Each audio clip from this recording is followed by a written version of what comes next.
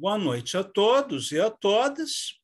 Hoje nós iniciaremos um novo ciclo de conversas nas aulas teóricas de segunda-feira, do curso de Escrita Criativa.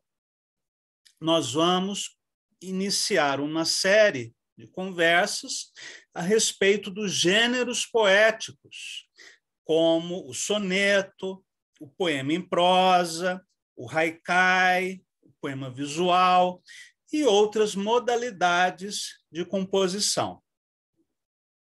Hoje falaremos sobre o soneto, que é, talvez, de todos os gêneros poéticos, aquele mais característico da poesia ocidental, desde a Idade Média até as primeiras décadas do século XX.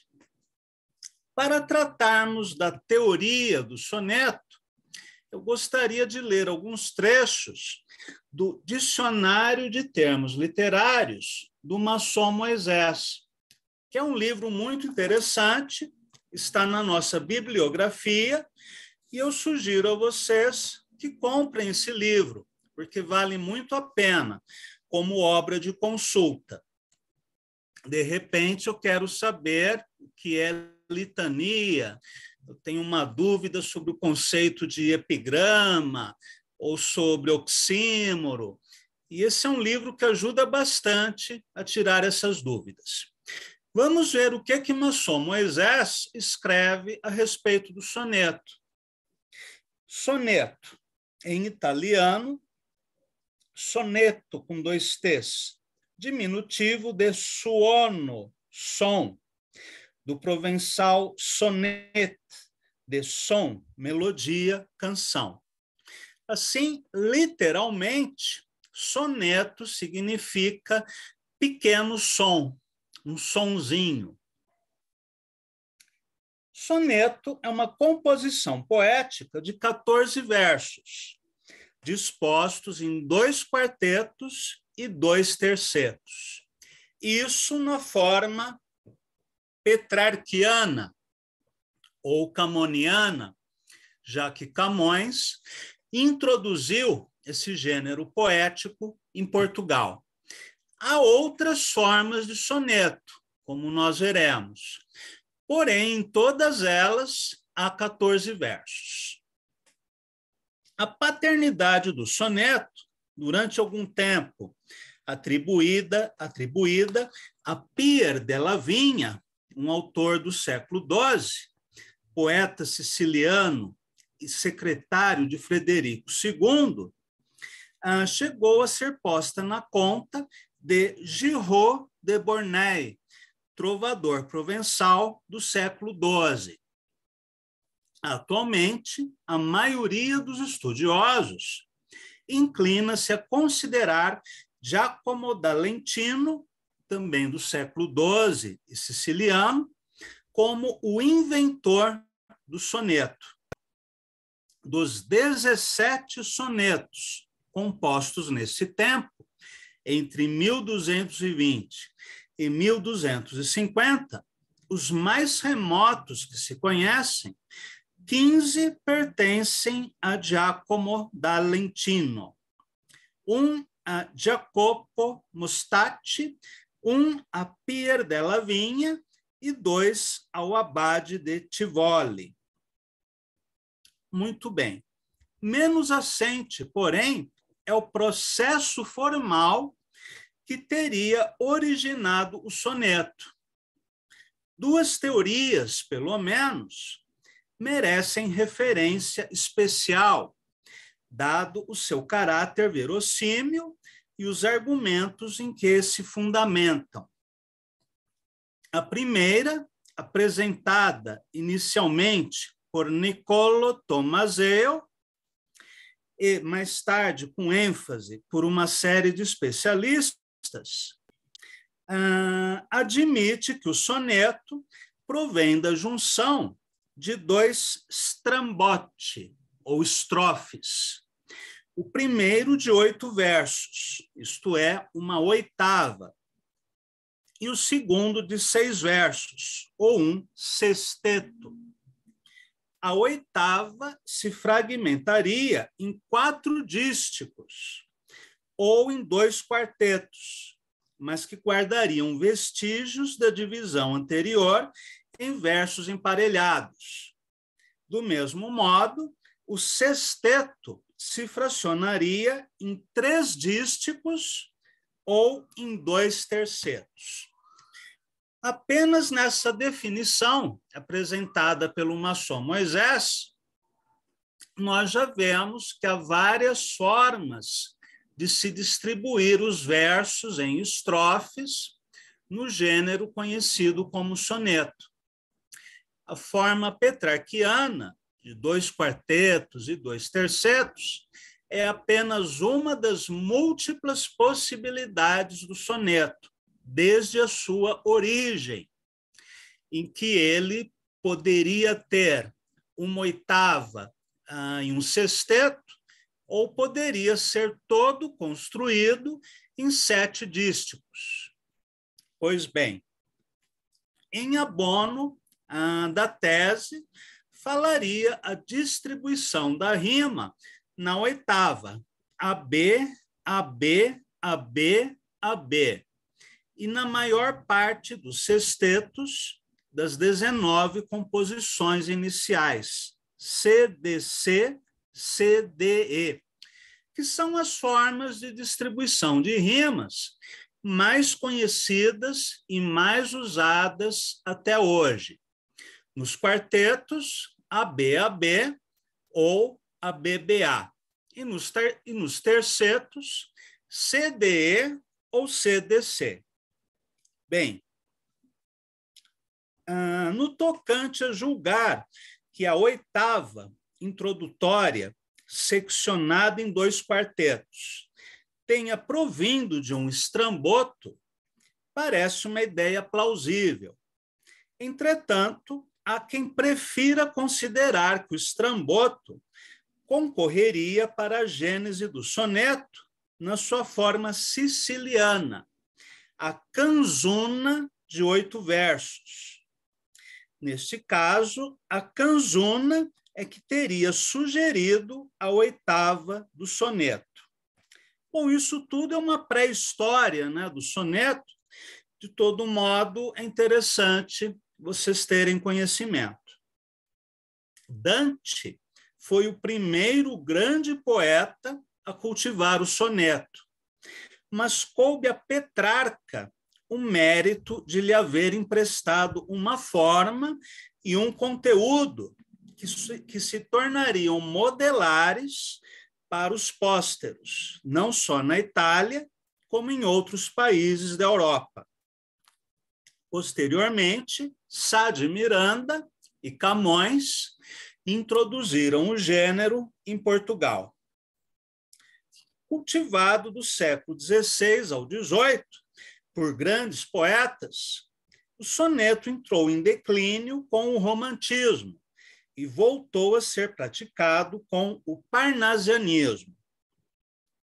Continuou presente no século XX, embora menos intensamente que nos fins do século anterior. No que diz respeito à estrutura, diversas soluções têm sido empregadas, geralmente no afã de ultrapassar a limitação que os 14 versos decretam à fantasia do poeta.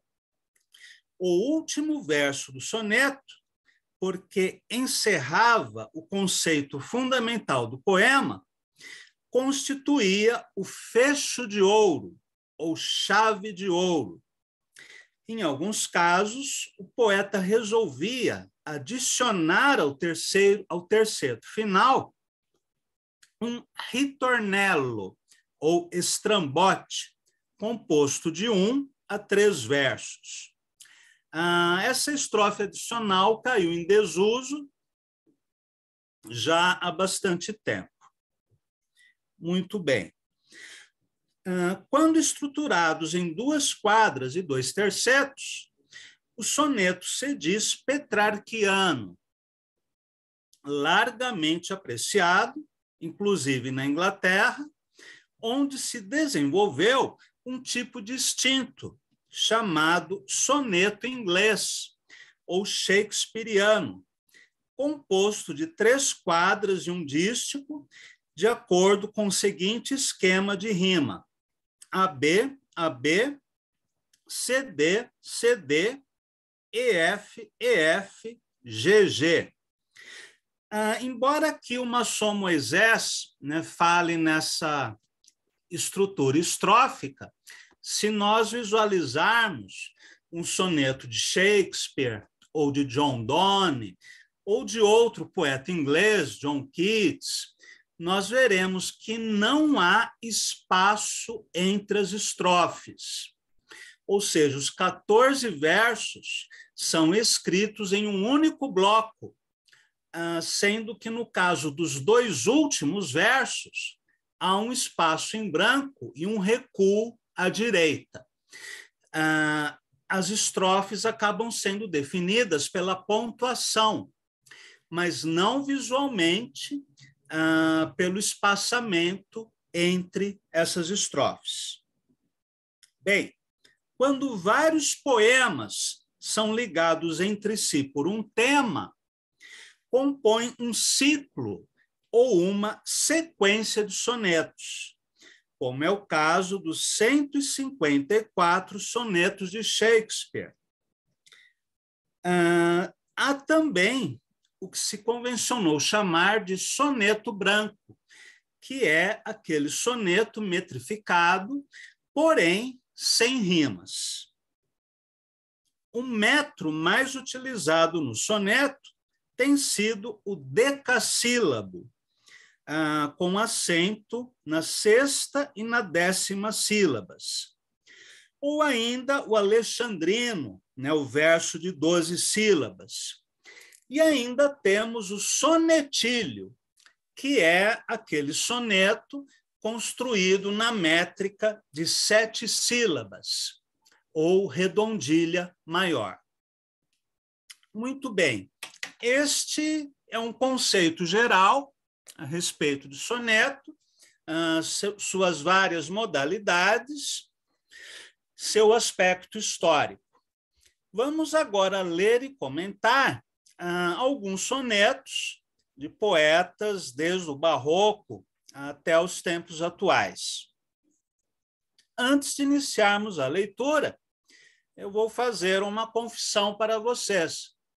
Durante bastante tempo, eu tive um certo preconceito em relação ao soneto, um preconceito herdado, né, dos modernistas, dos poetas concretistas, que viam o soneto como uma forma obsoleta, uma forma histórica que teve sentido durante algum tempo, mas que depois teria se tornado algo anacrônico.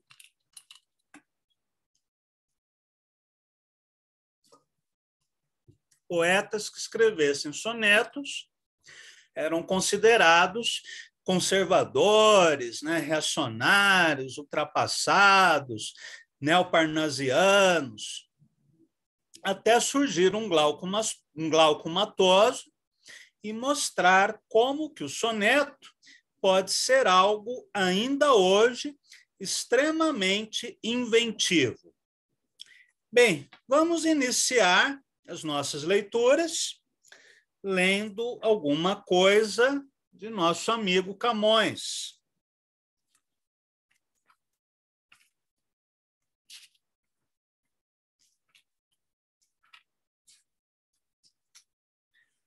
Um soneto bastante conhecido, talvez o mais conhecido de Camões. Amor é um fogo que arde sem se ver. É ferida que dói e não se sente. É um contentamento descontente.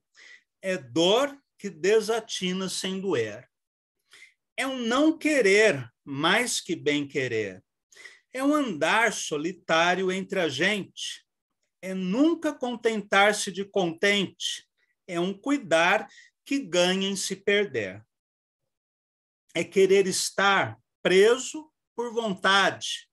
É servir a quem vence, o vencedor. é ter com quem nos mata lealdade. Mas como causar pode seu favor nos corações humanos amizade, se tão contrário a si é o mesmo amor? Este soneto é muito interessante por dois motivos. Primeiro, porque é uma tentativa de racionalização do sentimento amoroso. Camões foi um homem do Renascimento. Sendo assim, ele tinha a razão em alta conta. E mesmo quando ele escrevia poemas amorosos, ele procurava entender racionalmente o amor. Agora, como expressar um pensamento lógico sobre uma emoção tão avessa à lógica quanto é o amor? Camões teve uma intuição genial de construir os seus argumentos por meio de paradoxos e oxímoros. Paradoxo é afirmação contraditória. Por exemplo, amor é um fogo que arde sem se ver, é ferida que dói e não se sente. São paradoxos. Oxímoro é quando você constrói uma frase usando um substantivo e um adjetivo antípodas, que se contradizem. Por exemplo, um fogo gelado, uma noite branca, um dia escuro, um gelo fervente, ou, como diz Camões aqui, um contentamento descontente. Isto é um oxímoro. Camões também adotou, em seus sonetos, uma estrutura dialética, sendo ele um renascentista e, portanto, alguém que recebe a influência dos filósofos gregos, principalmente Platão e Aristóteles. Ele adota, em muitas de suas composições, uma estrutura dialética, em que o primeiro quarteto apresenta uma tese. Por exemplo, Maria é linda. Depois, no segundo quarteto, uma antítese. Maria é linda, mas me odeia. E nos tercetos, ele procura uma síntese, uma solução racional para essa tese e essa antítese. Essa forma dialética não está presente em todos os sonetos de Camões, em alguns mais característicos, sim. E foi adotada também por poetas bem posteriores, como é o caso de Cruz e Souza. Vamos ler mais um soneto de Camões, que, aliás, dialoga com o padre Antônio Vieira, e tanto Camões quanto Vieira seriam depois homenageados por Herberto Helder, que faz uma referência a esses dois autores. Pois bem, transforma-se o amador na coisa amada, por virtude do muito imaginar. Não tenho, logo, mais que desejar, pois em mim tenho a parte desejada. Essa ideia de que transforma-se o amador na coisa amada também recorda um poema de San Juan de la Cruz, o poeta barroco espanhol,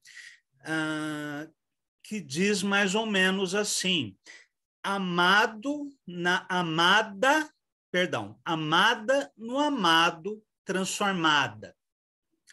Que é essa ideia, no caso de San Juan de la Cruz, uma ideia cristã, de que o devoto, pela sua extrema devoção a Jesus Cristo, acaba, de certa forma, transformando-se nele, sendo um com ele.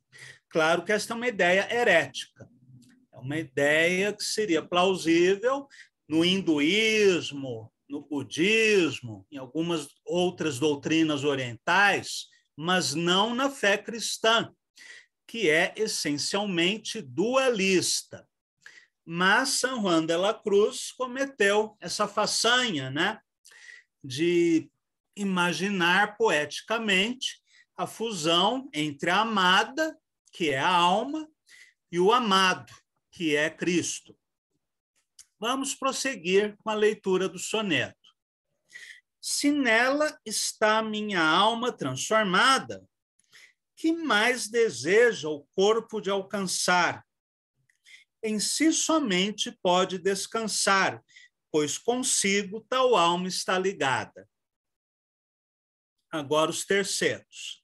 Mas esta linda e pura semideia, ou seja, semideusa, que, como o acidente em seu sujeito, aqui é um conceito aristotélico, assim como a alma minha se conforma, está no pensamento como ideia.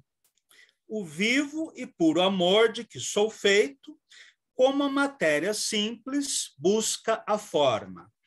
Aqui um comentário interessante do Carlos Cortês Mintilo e da Izete Fragata Torralvo, que foram os organizadores desta antologia camoniana.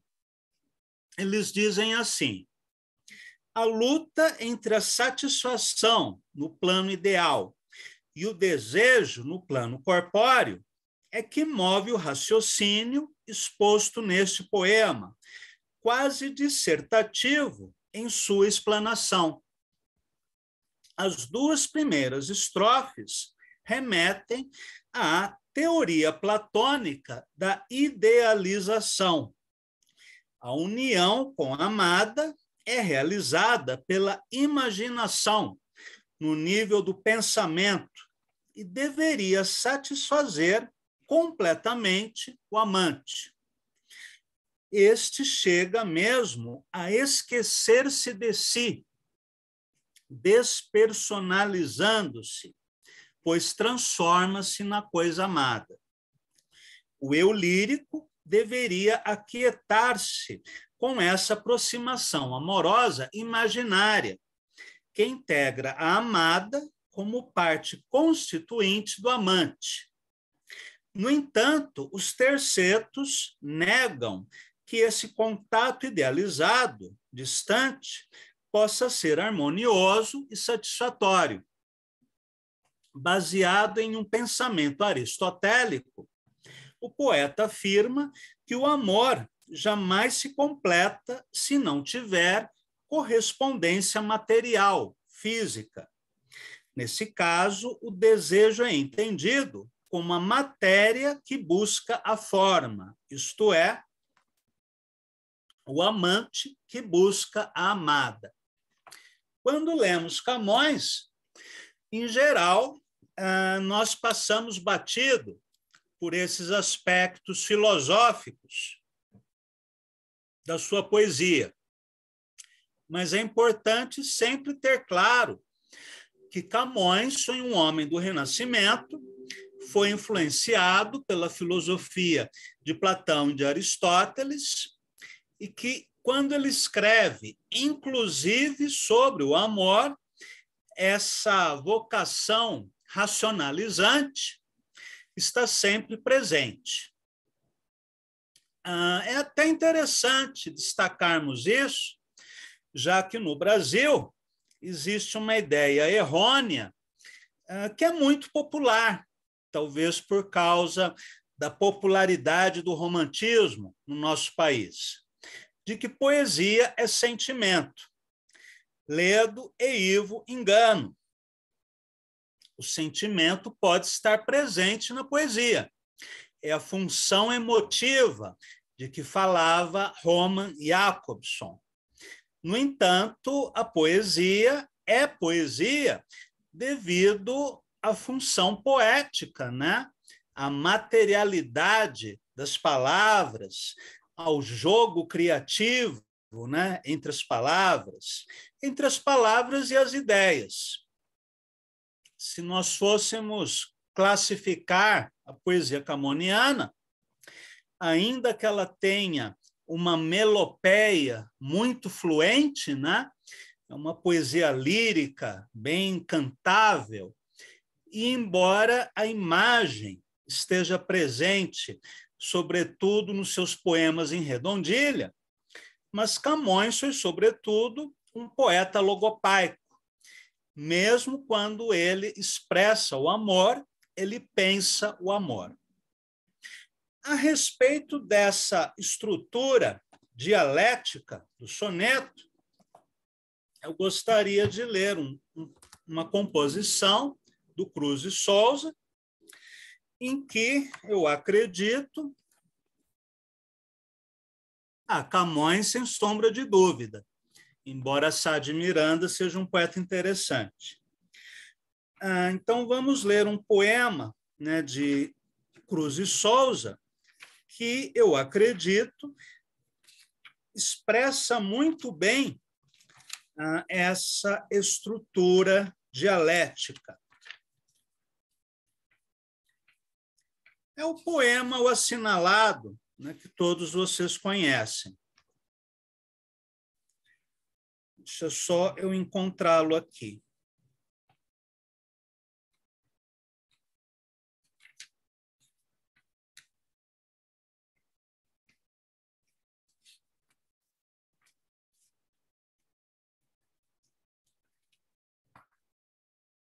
Só um minutinho.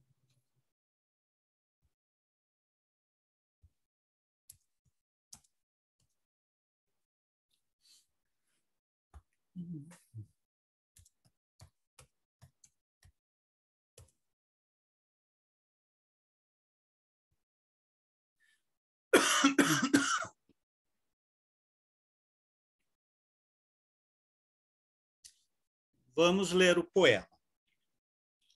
Tu és o louco da imortal loucura, o louco da loucura mais suprema.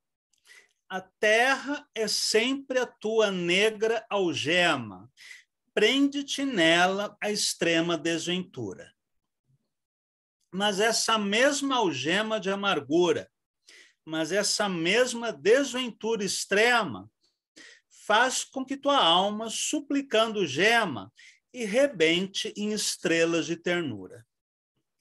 Tu és o poeta, o grande assinalado, que povoas o mundo despovoado de belezas eternas, pouco a pouco, na natureza prodigiosa e rica, toda a audácia dos nervos justifica os teus espasmos imortais de louco.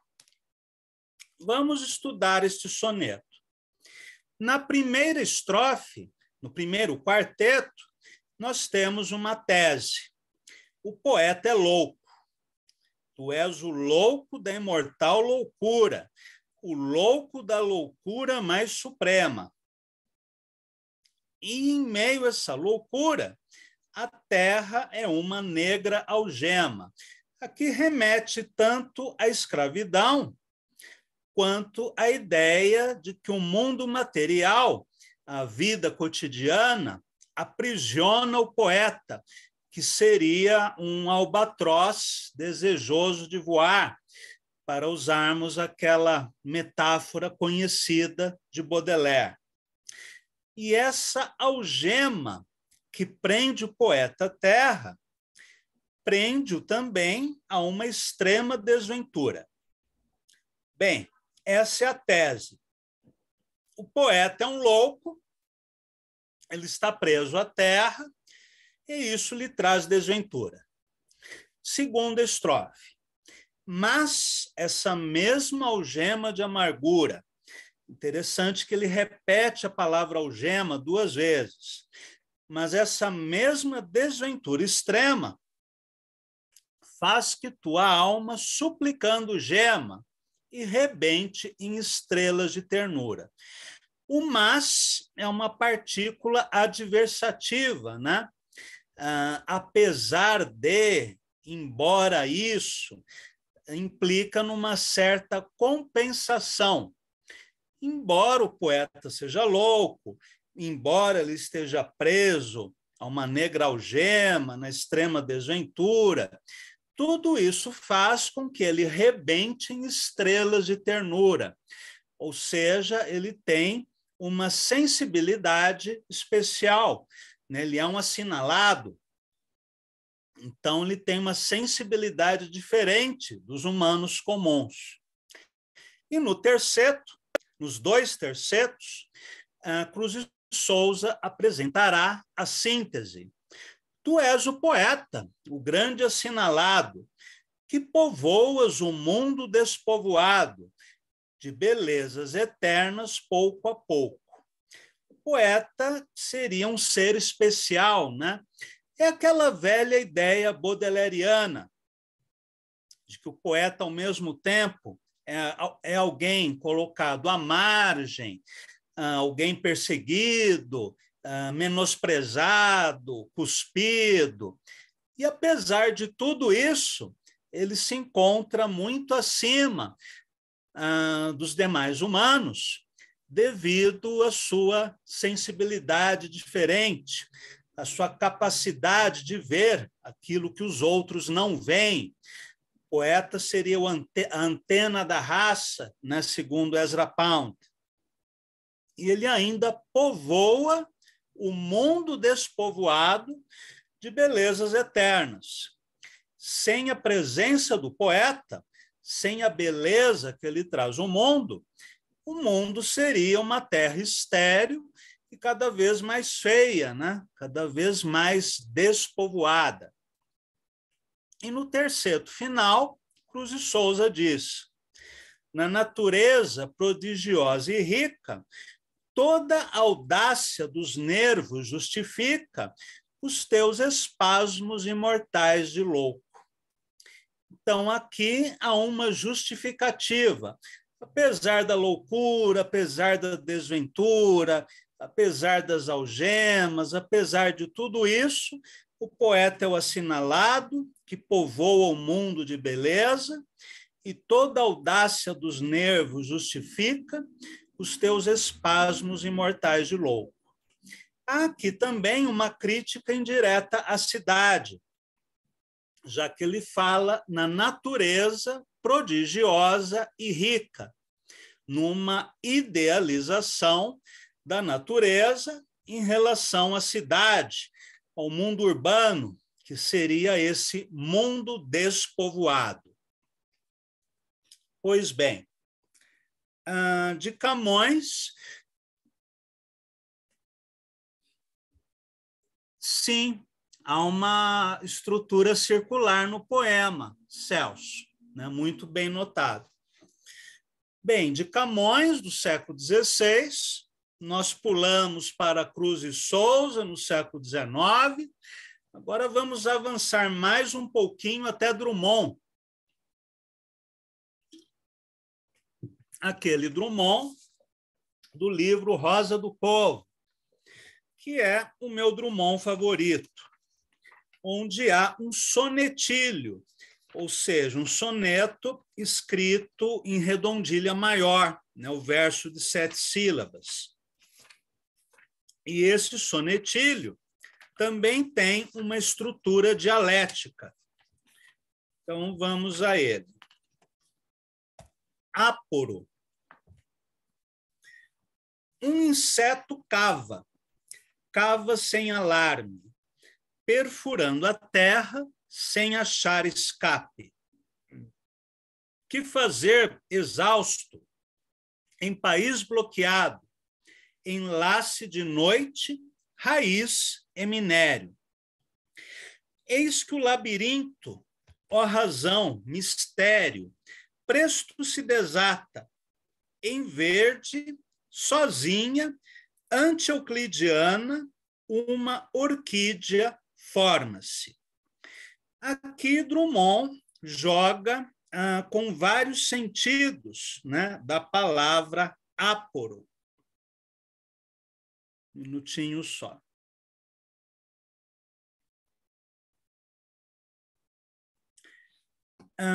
Na primeira estrofe, nós temos o início da narração. Um inseto cava cava sem alarme, perfurando a terra sem achar escape. Aqui nós temos o primeiro significado de áporo, que é esse tipo de inseto. Mas áporo também é um tipo de orquídea. E áporo ainda se refere à aporia, que é um tipo de problema lógico que tem que ser resolvido. Então, Drummond joga, né, com esses três conceitos de áporo. Este poema foi escrito nos anos 30, ou seja, nos anos da ditadura do Estado Novo, de Getúlio Vargas, no Brasil, do nazifascismo na Europa, e também a época da Segunda Guerra Mundial, ou seja, uma época bem pior do que a nossa. Embora, nessa época, houvesse outra alternativa, né? E hoje alternativas são quase inexistentes. Um inseto cava. Essa ideia de cavar sem alarme, um inseto cava sem alarme, perfurando a terra para achar escape, dá a ideia de uma tentativa de fuga. Seja uma fuga da cadeia, seja uma fuga do tempo, seja uma fuga do país, uma fuga da opressão de um modo geral, né? Um escape de toda uma situação cruel, trágica, tirânica. Na segunda estrofe, nós temos: que fazer, exausto, em país bloqueado, enlace de noite, raiz e minério. Então, na primeira estrofe é o desejo de fuga. Na segunda estrofe, é como se houvesse a impossibilidade da fuga.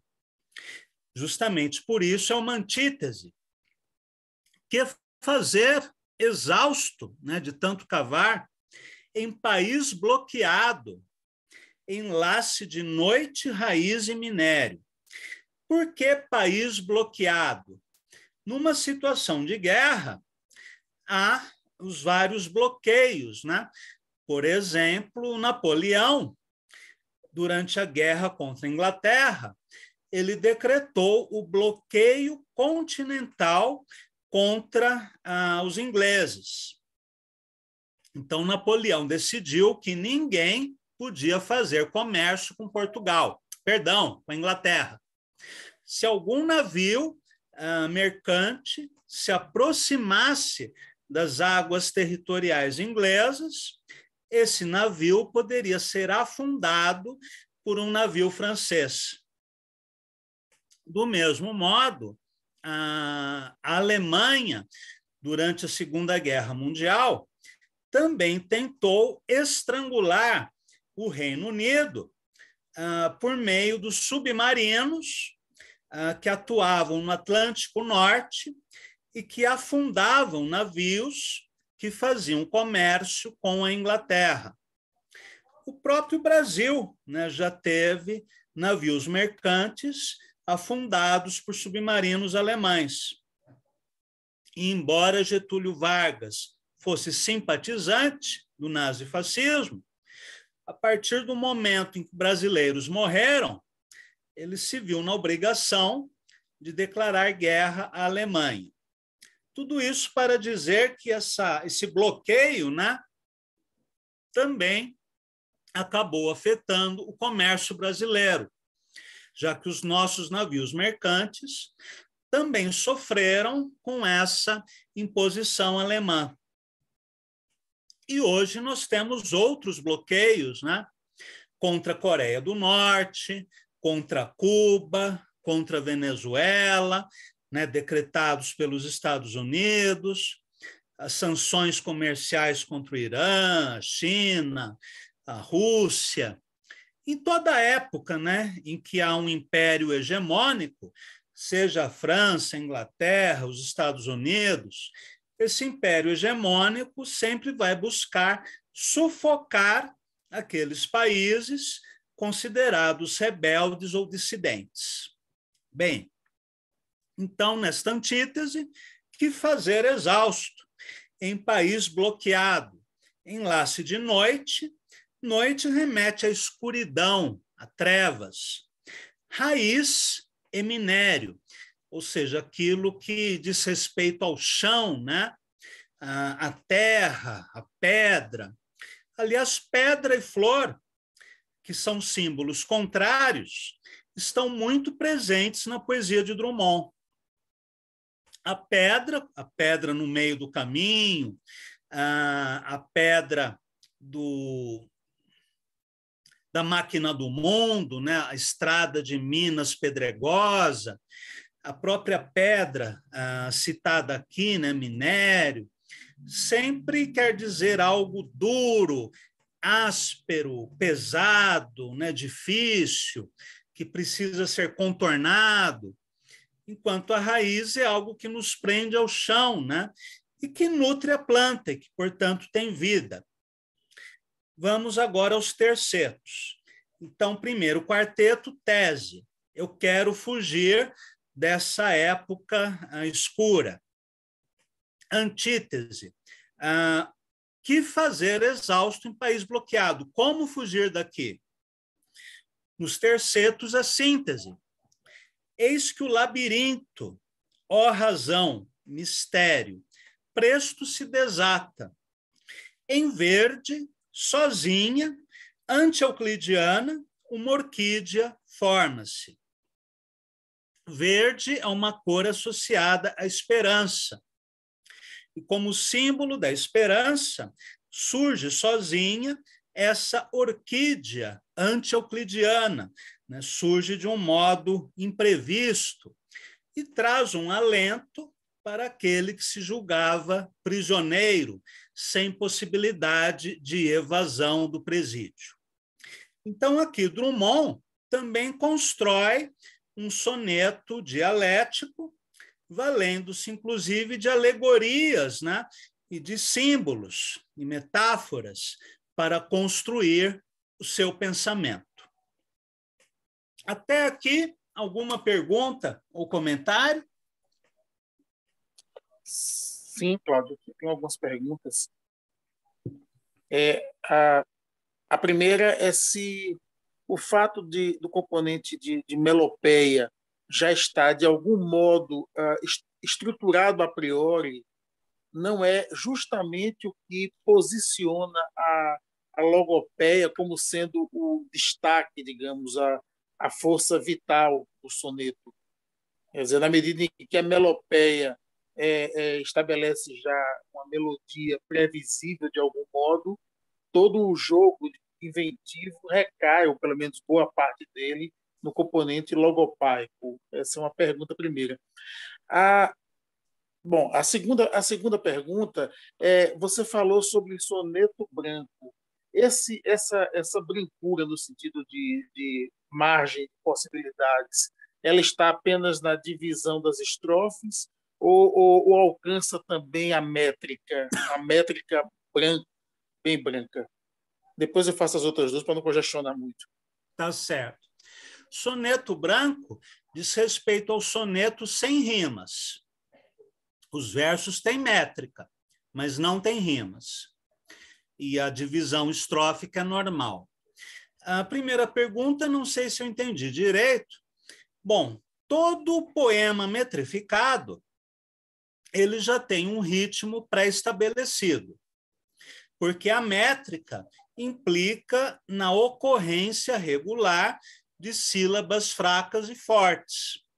Como nós vimos na aula anterior, né, sobre o ritmo, nós temos o ritmo binário, o ritmo ternário, ascendente, descendente. Então, na poesia metrificada, a música sempre está presente. Agora, claro que o poeta pode reforçar essa musicalidade usando aliterações, assonâncias, paronomásias, anáforas. Ele pode dar uma ênfase maior à música. Ou ele pode simplesmente escrever o verso metrificado, com aquele ritmo já pré-estabelecido, e enfatizar os jogos de pensamento, ou enfatizar a construção imagética, sendo que essas três dimensões elas não são excludentes. Eu posso escrever um poema extremamente musical e que, no entanto, é um soneto também logopaico. Eu tenho a música e tenho o pensamento. Ou posso escrever um poema imagético, extremamente imagético, mas ter ali também um desenvolvimento de um pensamento qualquer, filosófico, político, religioso. Em suma, essas categorias, elas implicam em ênfases, né? De repente, você quer enfatizar o som, a imagem, ou a ideia, mas isso não te proíbe de, no mesmo poema, trabalhar com duas ou até com as três dimensões apresentadas por Pound. Claro que isso exige uma competência extrema do poeta, né? Não é para qualquer um. Mas, em tese, nada impede que alguém escreva um poema sonoro, imagético e conteudístico. Por que não? O céu é o limite. Eu vou ler mais um pouquinho, depois eu abro para novas perguntas. Ainda no campo da invenção, né, eu queria mostrar um soneto de Rimbaud, que é um soneto que tem a seguinte particularidade. Cada verso tem uma única sílaba. Eu falei que, em geral, o soneto tem 10 sílabas ou 12. No caso do sonetilho, tem 7 sílabas. O Rimbaud criou um soneto com uma sílaba por linha, que diz assim: alacre vai, nacre rei, acre lei, fiacre cai, dama, tombo, lombo, dói, clama, ai. Este soneto se chama Cocheiro Bêbado e está no livro Verso, Reverso, Controverso, com traduções de Augusto de Campos. E aqui é interessante que, além dessa proeza métrica, escrever um poema com métrica de uma sílaba é muito difícil. Mas, além disso, ele ainda consegue conciliar o som e o sentido. Por exemplo, aqui. Dama, tombo, lombo, dói, clama, ai. O que Rimbaud está descrevendo? Uma carruagem que tomba, a portinhola se abre e a ocupante da carruagem é jogada para fora, na rua, ela tomba e experimenta dor. Só que Rimbaud nos diz isso pelo próprio som das palavras, o que, de certo modo, é uma ilustração daquilo que o Newton perguntou agora há pouco, né? Então, o sentido e o som aqui estão casados. Muito bem. Nós temos ainda uns 20 minutos. Alguém quer perguntar mais alguma coisa?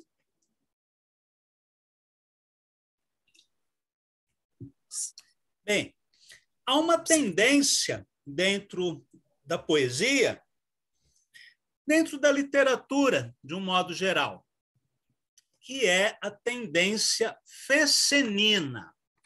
O que é o fescenino? É a sátira do erótico, ou a sátira do pornográfico. Por que sátira? O humor nem sempre está associado ao erotismo. Eu posso escrever um romance, um conto, um poema erótico que não tenha humor nenhum, que seja um erotismo sério.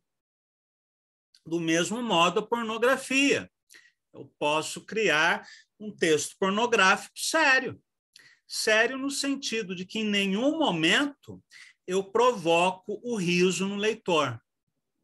Mas quando há o sentido irônico, satírico, aí nós estamos diante do Fecenino. Vamos ler alguma coisa do Gregório de Matos. Mancebo sem dinheiro, bom barrete. Medíocre o vestido, bom sapato. Meias velhas, calção de sola gato. Cabelo penteado, bom topete. Presumir de dançar, cantar falsete. Jogo de fidalguia, bom barato. Tirar falsídia ao moço do seu trato. Furtar a carne à ama que promete. A ama é a criada, né? Que ele seduziu. A putinha aldeã achada em feira, eterno murmurar de alheias famas. Soneto infame, sátira elegante, cartinhas de trocado para a freira, comer boi, ser quixote com as damas, pouco estudo, isto é ser estudante. Então, é um poema que satiriza o estudante, né? E que tem alguns elementos do Fecenino, como essas cartas trocadas com a freira, que diz respeito ao amor freirático, aquele amor entre as freiras e pessoas de fora do convento. Quando nós tivermos a aula sobre poesia e erotismo, eu voltarei a este assunto. Vamos ler mais alguma coisa de Gregório.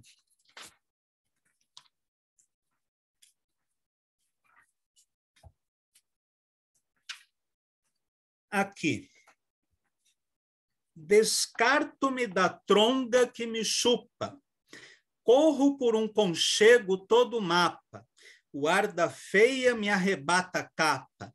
O gadanho da limpa até a garupa. Busco uma freira que me desentupa a via, que o desuso às vezes tapa. Topo-a topando-a todo bolo rapa, que as cartas lhe dão sempre com chalupa. Que hei de fazer, se sou de boa cepa, e na hora de ver repleta tripa, darei por quem movase toda a Europa. Amigo, quem se alimpa da careta, ou sofre uma muchacha que o dissipa, ou faz da mão sua cachopa. Cachopa quer dizer menina. Então, quando ele diz que faz da mão sua cachopa, ele está se referindo à masturbação. Esse é um poema cheio de conotações pornográficas, né?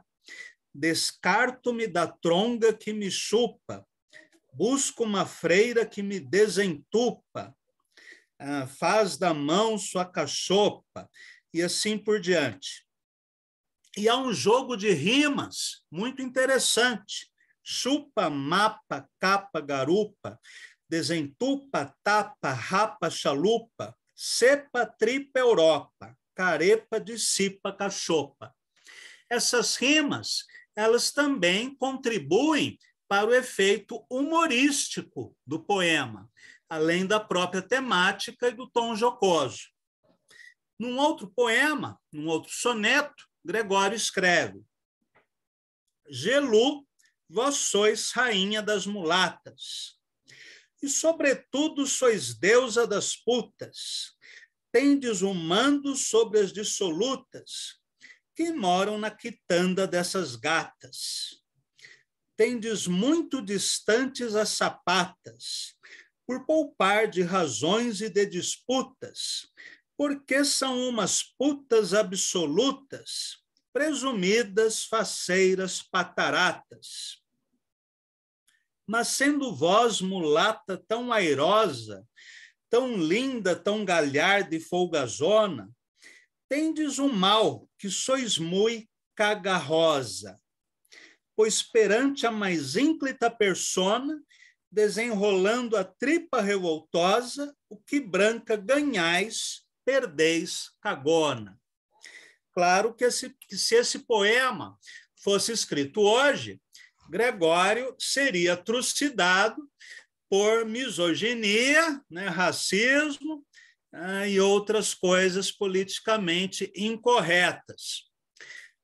Como nós não compartilhamos desses preconceitos, nós podemos ler o soneto e ver a graça dele sem sermos preconceituosos com o poema, já que ele expressa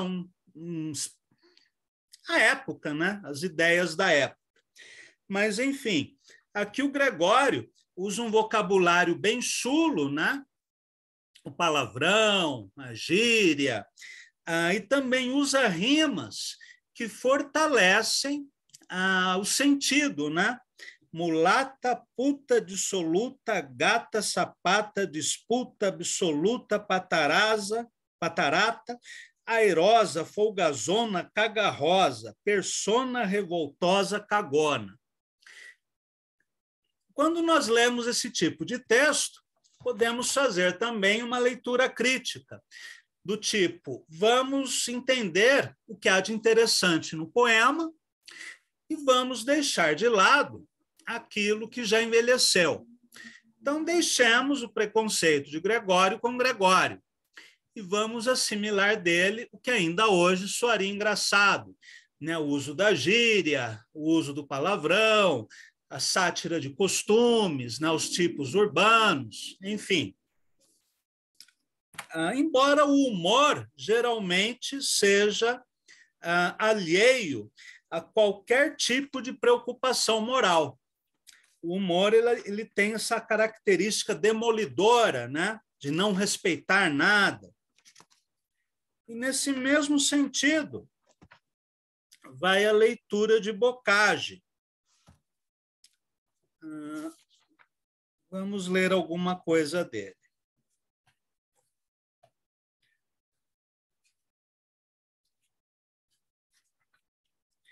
Magro, de olhos azuis, carão moreno, bem servido de pés, meão de altura. Ou seja, ele era baixinho e de pé grande. Triste de faixa, o mesmo de figura, nariz alto no meio e não pequeno. Incapaz de assistir num só terreno, mais propenso ao furor do que à ternura. Bebendo em níveas mãos por taça escura, de zelos infernais letal veneno. Devoto incensador de 1000 deidades, digo, de moças 1000, num só momento. Inimigo de hipócritas e frades, ex-Bocage, em quem luz algum talento. Saíram dele mesmo estas verdades, num dia em que se achou cagando ao vento. E esse primeiro soneto, que é o meu favorito.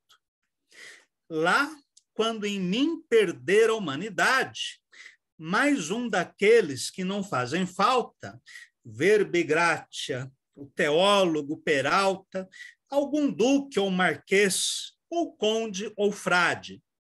Não quero funeral comunidade, que engole subvênetes em voz alta. Pingados gatarrões, gente de Malta, eu também vos dispenso a caridade. Mas quando a ferrugenta, inchada idosa, sepulcro me cavar em ermouteiro, lavra-me esse epitáfio, mão piedosa. Aqui dorme Bocage, o putanheiro, passou vida folgada e milagrosa, comeu, bebeu, fodeu sem ter dinheiro. Bocage é engraçado. Para finalizarmos, vamos ver alguma coisa de Glauco Matoso, que é um poeta que ressuscitou o soneto para os dias atuais, trazendo para o soneto a perversão, o fetiche, no caso dele, né, que é homossexual e podólatra, o fetiche por pés masculinos, né, grandes e sujos, cada doido com a sua mania. O uso da gíria, do palavrão, a influência da história em quadrinhos, né, do punk rock e de várias outras coisas. Vamos ler, então, algo de Glauco Matoso. Sádico. Legal é ver político morrendo de câncer, quer na próstata ou no reto, e que, para meu prazer seja completo, tenha um tumor na língua como adendo. Se for ministro, então não me arrependo de ser-lhe muito mais que um desafeto. Rogar-lhe morte igual a que um inseto na mão da molecada vai sofrendo. Mas o melhor de tudo é o presidente ser desmoralizado na risada por quem faz poesia como a gente. Ele nos fode a cada canetada, mas eu, usando só o poder da mente, espeto-lhe o loló com minha espada. Para finalizarmos, manifesto obsoneto. Obsoneto é um neologismo, onde nós temos a palavra soneto e também um trocadilho com obsoleto. Vamos lá. Isto não é poesia que se escreva. É pornografia, tipo Adão e Eva. Essa nunca passa, por mais que se atreva, do que o Adão dá e do que a Eva leva.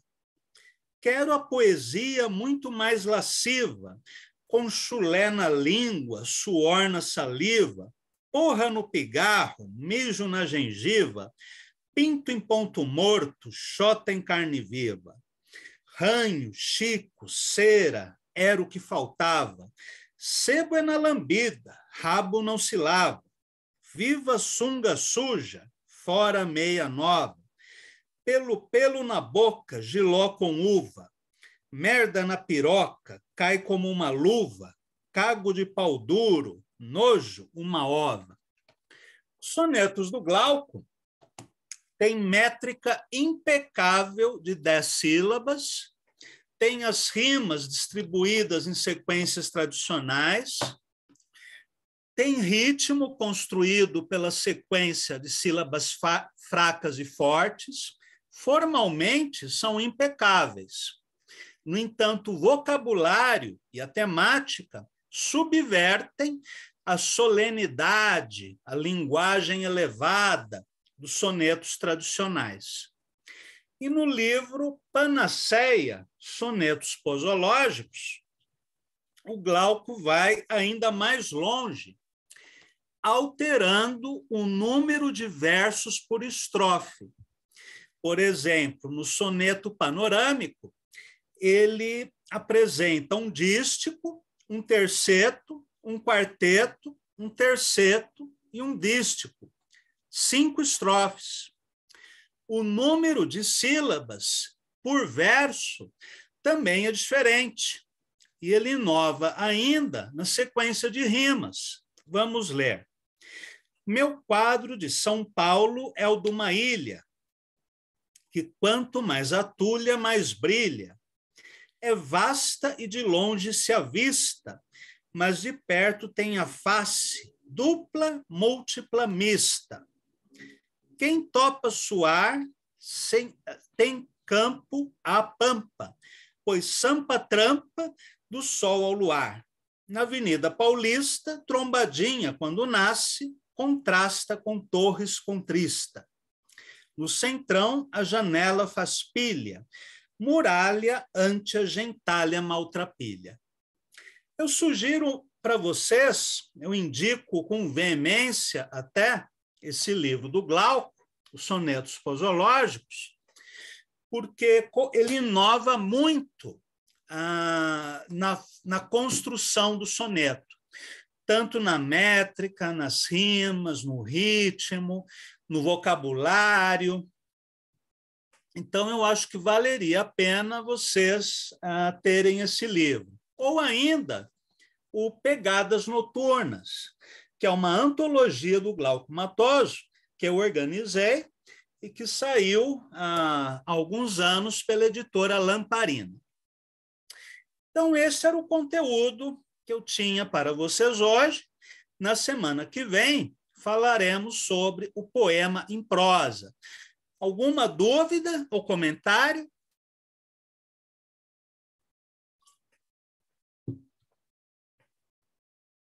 Tudo certinho?